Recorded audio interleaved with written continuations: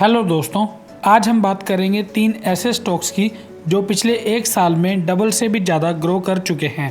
पिछले एक साल में ब्रॉडर मार्केट डाउन ट्रेंड में ही रही है। Nifty, Sensex, mid cap, small cap, कोई भी इंडेक्स उठा के देख लीजिए, सभी में आपको वीकनेस नज़र आएगी।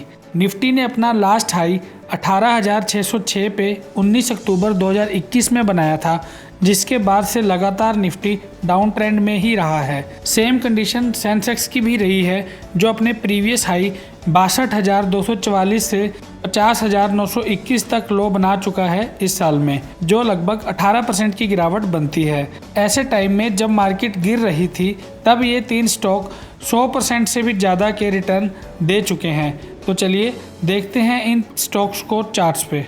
लिस्ट में पहला स्टॉक है मिर्जा इंटरनेशनल।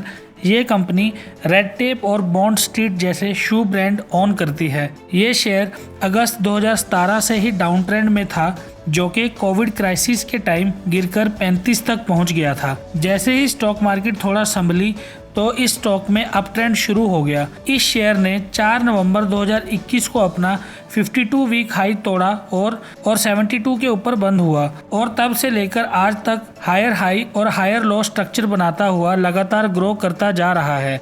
ये स्टॉक एक भी बार अपने 200 डे मूविंग एवरेज से नीचे नहीं आया है और 217 दिनों में से सिर्फ 15 दिन ही ये अपने 50 डे मूविंग एवरेज से नीचे बंद हुआ है। इस स्टॉक में अपने मैक्सिमम से 20% या उससे ज़्यादा की गिरावट सिर्फ 6 दिन ही रही है, और स्टॉक अपना 52 वीक हाई तोड़ने के बाद अभी तक 388% के रिटर्न दे चुका है। दूसरा स्टॉक हमारी लिस्ट में है शाइफलर इंडिया। ऑटो इंडस्ट्री का ये स्टॉक अक्टूबर 2021 में 1550 के आसपास ट्रेड कर रहा था, जो अब बढ़कर 3400 तक पहुंच गया है। इस स्टॉक में जुलाई 2021 से ही अप ट्रेंड चल रहा है और रिसेंटली ही इसने 3900 के लेवल को टच किया है।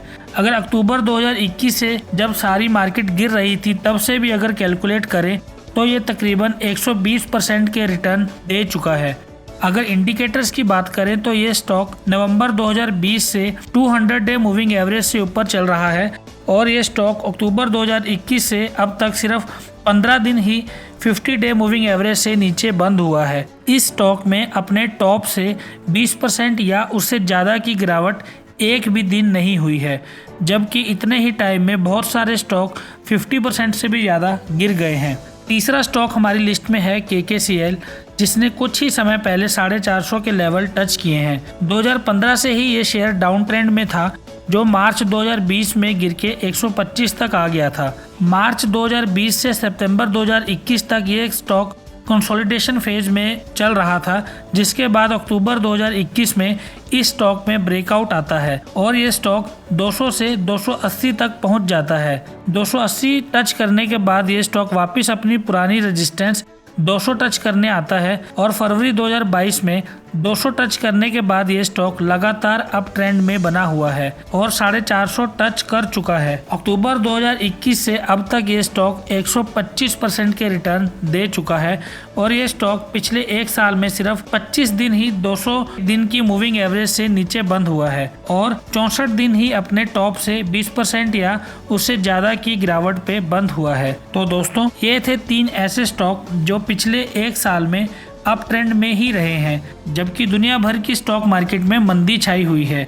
ऐसे ही और कई स्टॉक्स हैं जिन्होंने अपने इन्वेस्टर्स को अच्छा पैसा बनाकर दिया है। इसी तरह के और स्टॉक्स के बारे में जानने के लिए और ऐसे स्टॉक जिनमें अप ट्रेंड जस्ट शुरू ही हुआ है, उनके बारे में जानने के लिए चैनल सब्सक्राइब कीजिए और बेल आइकन प्रेस कीजिए for future notification. Thanks for watching this video. Okay, bye.